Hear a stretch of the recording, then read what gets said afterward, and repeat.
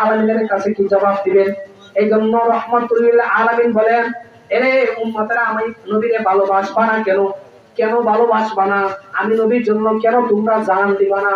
কেন তোমাদের মাল ব্যয় করবা না? কারণ আমি নবী তোমাদের জন্য সব কিছু বিলীন করেছি।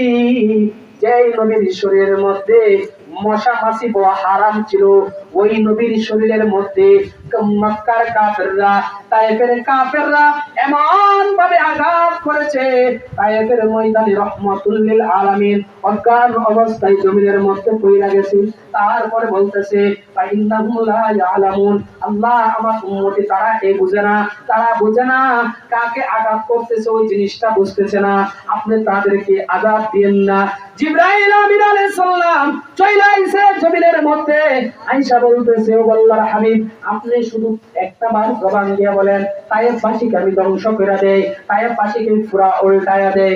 রহমাতুল লিল আলামিন বলেন, ফাইন্নাহুম লা ইয়ালামুন, না রে জিবরাইল, না না, আমার উম্মতগুলা চিনতে পারতেছে না, আমার উম্মতগুলা বুঝতে পারতেছে না। যদি তোমরা তাকে ধ্বংস করে দাও, তাহলে আমি কার কাছে দ্বীনের দাওয়াত দেব? কার কাছে দ্বীনের দাওয়াত পৌঁছাইবো? আরে জিবরাইল, না না, আমার উম্মতকে maaf করে দাও, আমার উম্মতের উপরে আযাব গজব দিও না। এইভাবে রহমাতুল লিল আলামিন